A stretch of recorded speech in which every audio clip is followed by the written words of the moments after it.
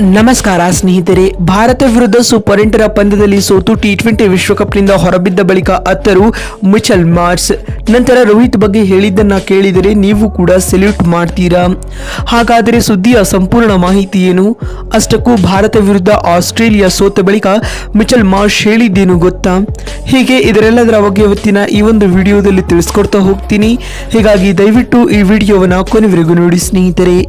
ಆದರೆ ಅದಕ್ಕಿಂತಲೂ ಮುನ್ನ ನೀವು ಕೂಡ ಟೀಮ್ ಇಂಡಿಯಾದ ಅಭಿಮಾನಿಗಳಾಗಿ ಈ ವಿಡಿಯೋವನ್ನು ನೋಡುತ್ತಿದ್ದರೆ ತಪ್ಪದೆ ಈ ಕೂಡಲೇ ಈ ವಿಡಿಯೋಗೊಂದು ಲೈಕ್ ಮಾಡಿ.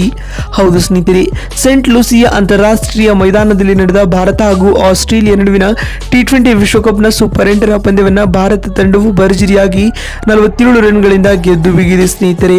ಅತ್ತ ಟೀಮ್ ಇಂಡಿಯಾ ವಿರುದ್ಧ ಆಸೀಸ್ ಸೋಲುವ ಮೂಲಕ ಟಿ20 ವಿಶ್ವಕಪ್ನ ಸೆಮೀಸ್ ರೇಸ್ನಿಂದ ಅಧಿಕೃತವಾಗಿ ಹೊರಬಿದ್ದಿದೆ ಅಂತಾನೆ ಹೇಳಬಹುದು ಸ್ನೇಹಿತರೆ. ಈ ಒಂದು ಪಂದ್ಯದಲ್ಲಿ ಟಾಸ್ ಗೆದ್ದಂತಹ ಆಸೀಸ್ ತಂಡದ ನಾಯಕ ಮೊದಲು ಬೌಲಿಂಗ್ ಮಾಡುವ ಆಯ್ಕೆಯನ್ನ ಆಯ್ದುಕೊಳ್ಳುತ್ತಾರೆ. ಅದರಂತೆ ಮೊದಲು ಬ್ಯಾಟಿಂಗ್ ಮಾಡಿದ ಭಾರತ ತಂಡವು ನಿಗದಿತ 20 ಓವರ್ಗಳಲ್ಲಿ 5 ವಿಕೆಟ್ ಕಳೆದುಕೊಂಡು 205 ರನ್ ಕಲೆ ಹಾಕಿತು ಸ್ನೇಹಿತರೆ. ತಂಡದ ಪರ ರೋಹಿತ್ ಶರ್ಮಾ ಅವರು 92 ರನ್ಗಳ ಅದ್ಭುತ ಇನ್ನಿಂಗ್ಸ್ ಆಡುವ ಮೂಲಕ ಟೀಮ್ ಇಂಡಿಯಾಗೆ ಆಸರೆಯಾಗಿ ನಿಂತರು ಸ್ನೇಹಿತರೆ. ನಂತರ 206 ರನ್ಗಳ ಸ್ಪರ್ಧಾತ್ಮಕ ಗುರಿಯನ್ನ ಬೆನ್ನಟ್ಟಿದಂತ ಆಸ್ಟ್ರೇಲಿಯಾ ತಂಡವು ನಿಗದಿತ 20 ಓವರ್ಗಳಲ್ಲಿ 7 ವಿಕೆಟ್ ಕಳೆದುಕೊಂಡು 181 ರನ್ ಬಾರಿಸಲಷ್ಟೇ ಸಾಧ್ಯವಾಯಿತು ಸ್ನೇಹಿತರೆ. ಇದರೊಂದಿಗೆ ಸೂಪರ್ 8 ರ ಪಂದ್ಯದಲ್ಲಿ ಟೀಮ್ ಇಂಡಿಯಾ ವಿರುದ್ಧ 24 ರನ್ಗಳ ಹೀನಾಯ ಸೋಲನ್ನ ಆಸ್ಟ್ರೇಲಿಯಾ ತಂಡ ದಾಖಲಿಸಬೇಕಾಗುತ್ತದೆ ಸ್ನೇಹಿತರೆ. ಇದೀಗ ಆಸೀಸ್ ವಿರುದ್ಧ ಭಾರತ ಗೆದ್ದ ಬಳಿಕ ಮಾತನಾಡಿರುವ ಮಿಚೆಲ್ ಮಾರ್ಷ್ ರವರು ಈ ರೀತಿಯಾಗಿ ತಿಳಿಸಿದ್ದಾರೆ.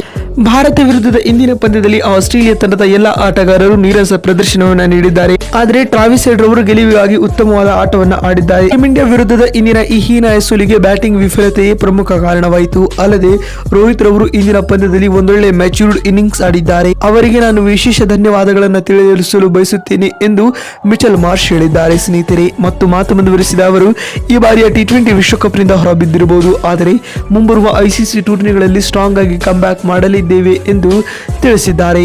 ನೋಡಿದ್ರಲ್ಲ ಸ್ನೇಹಿತರೆ, ಆಸ್ಟ್ರೇಲಿಯಾ ತಂಡವು ಭಾರತ ವಿರುದ್ಧ ಗೆದ್ದ ಬಳಿಕ ಮಿಚೆಲ್ ಮಾರ್ಷ್ ಹೇಳಿದ್ದೇನು ಅಂತ ತಿಳಿಸಿಕೊಡುವ ನಮ್ಮ ಈ ಪ್ರಯತ್ನ ನಿಮಗೆ ಇಷ್ಟವಾಗಿದ್ದಲ್ಲಿ ತಪ್ಪದೆ ಈ ಕೂಡಲೇ ಈ ವಿಡಿಯೋಗೊಂದು ಲೈಕ್ ಮಾಡಿ. ವಿಡಿಯೋವನ್ನ ಇಲ್ಲಿವರೆಗೂ ನೋಡಿದ್ದಕ್ಕಾಗಿ ಧನ್ಯವಾದಗಳು. ಮತ್ತೊಂದು ವಿಡಿಯೋದಲ್ಲಿ ಸಿಗ್ತೀನಿ. ಅಲ್ಲಿವರೆಗೂ ನಮಸ್ಕಾರ, ಧನ್ಯವಾದಗಳು ಸ್ನೇಹಿತರೆ.